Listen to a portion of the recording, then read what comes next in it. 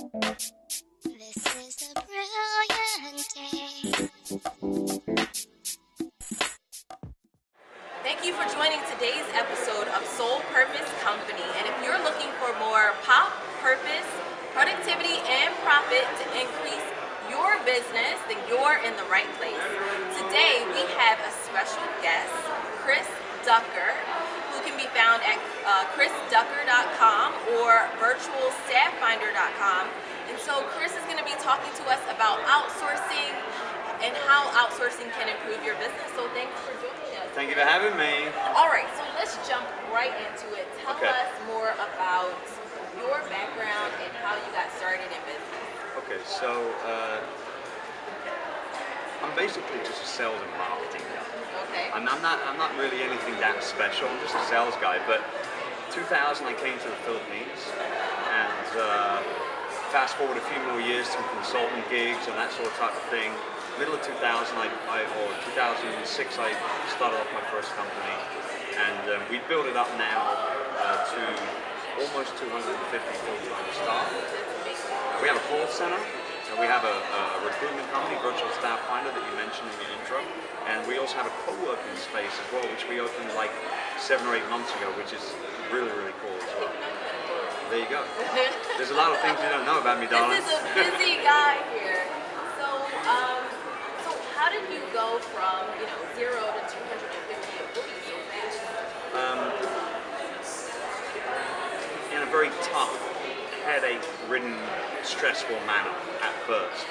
We went from like 35 to 75 to like 150 within the space of about 18 months to 2 years.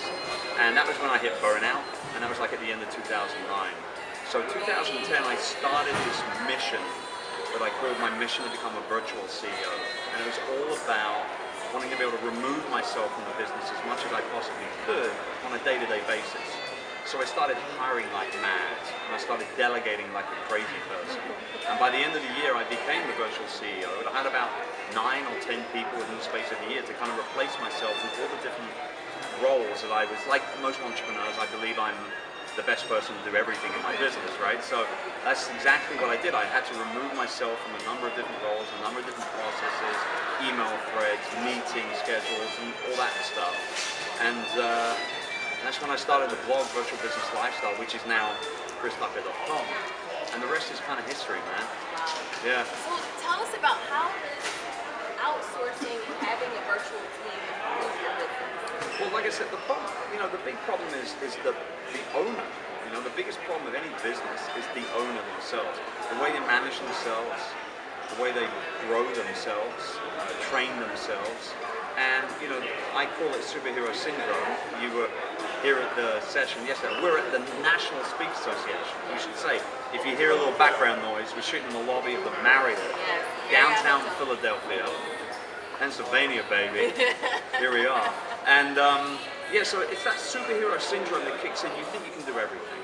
So what outsourcing does is it allows you to remove yourself from a number of key kind of roles in your business. So whether it be, you're handling admin jobs, or whether you're doing writing for your marketing and that sort of type of thing, whether you're handling social media, whether you're doing graphic design. I mean, I have tried to do everything, including PHP coding as a business owner, and failed miserably at almost all of it. So you just get wise. You just say to someone, I need it done at a certain level. What am I going to do? Because I can't do it myself. I'm going to get other people to do it for me. So you have two options as a business owner. You either A, keep it domestically, keep it closer to home, say for example here in the US, or you outsource it. And that doesn't necessarily mean that you're going to outsource it overseas, but it doesn't mean you need somebody right there in the office with you all the time. And you might just work with somebody on a job. You might just need a website design. It's a one-time job. Or a logo design. Or some transcription done. It's a one-time job. But really to catapult your business and grow your business by utilizing the power of outsourcing, you need to be able to get to the point of growing a team. And that's where it's important to hire for the right role and not for the task. So true. I think a lot of businesses struggle with the idea of finding a team and being able to manage that team. So can you give us 1 or 2 tips to successfully, if you're hiring somebody, whether it's a virtual person or if you're looking for into your office, how do you successfully manage that team member? Well, I think the first thing is you shouldn't forget that they need to be trained.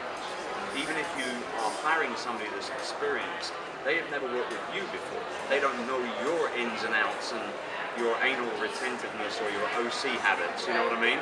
So it really just comes down to like spending time with them initially for them to know what your business is truly about, how you want your business marketed, how you want people to talk about you as a brand, and just getting to the point where they understand you and your business and your customers so they can represent you properly in the first place. That's the training element side of things. Skill sets are one thing, but understanding you and your business is a whole different ballgame.